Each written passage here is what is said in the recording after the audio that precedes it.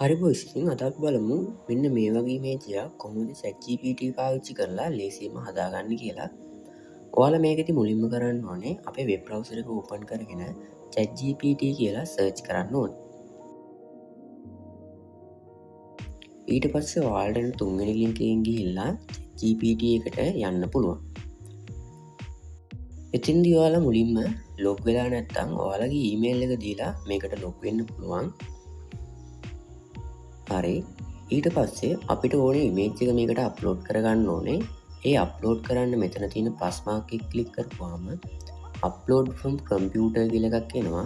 අන්න ඒක ක්ලික් කරලා පුළුවන් අපේ ඉමේජ් එක මේකට අප්ලෝඩ් කරගන්න.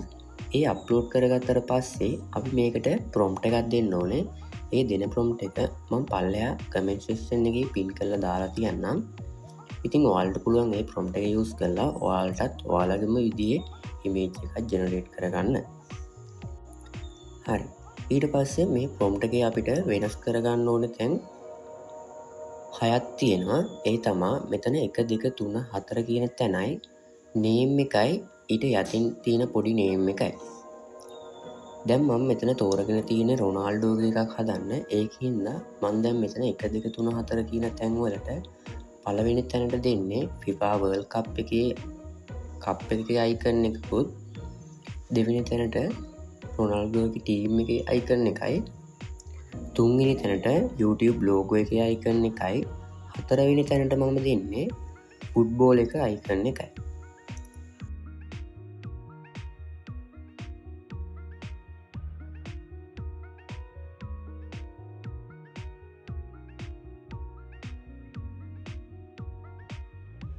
ඊට පස්සේ මම මෙතන නේම් කියන තැනට දෙන්නේ රොනාල්ඩෝ කියන එක.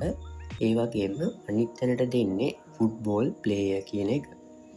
ඉතින් ඔයාලට පුළුවන් මම මේ දුන්නා වගේ නැතුව ඔයාලගේ විස්තර ටික මෙතෙන්ට දාලා ඔයාලගේම විදිහ එක හදාගන්න පුළුවන්. තවත් වැදගත් කරුණක් තමයි ඔයා මේකට අප්ලෝඩ් කරන ඉමේජ් එක ගොඩක් ක්වොලිටියෙන් වැඩි වෙන්න ඕනේ. ඒ වගේම මූණ හොඳට පේන්න ඕනේ. ඊට පස්සේ මෙතන මේ දකුණු අත පැත්තෙන් ඉහළට තියෙන ඒ තලයේ ක්ලික් කරලා අපි මේක එන්ටර් කරමු. ඒ එන්ටර් කරාට පස්සේ අපිට දැන් බලා ගන්න පුළුවන් අපේ ඉමේජ් එක දැන් ජෙනරේට් වෙනවා. මේ ඉමේජ් එක ජෙනරේට් වෙන්න ටික වෙලාවක් යනවා.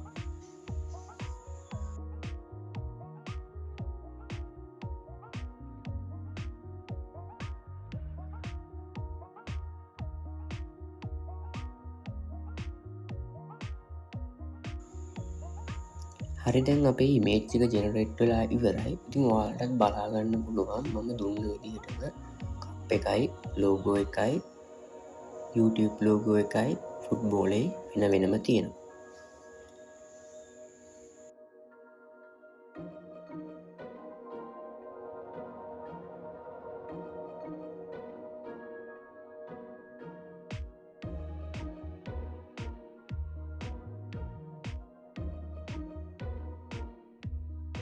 ඉතින් ඒ වගේම තමා ඔයාලට මේකේ බෑග්ග්‍රවුන්ඩ් කලර් එක වෙනස් කරලා හදාගන්නත් පුළුවන්.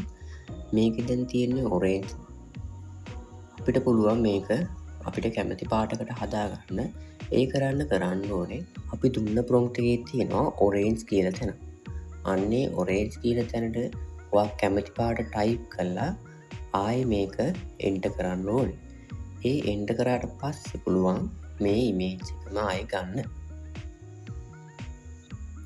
ඉතින් මේ තියෙන්නේ එහෙම හදාගත්ත මම තව ඉමේජ් එකක්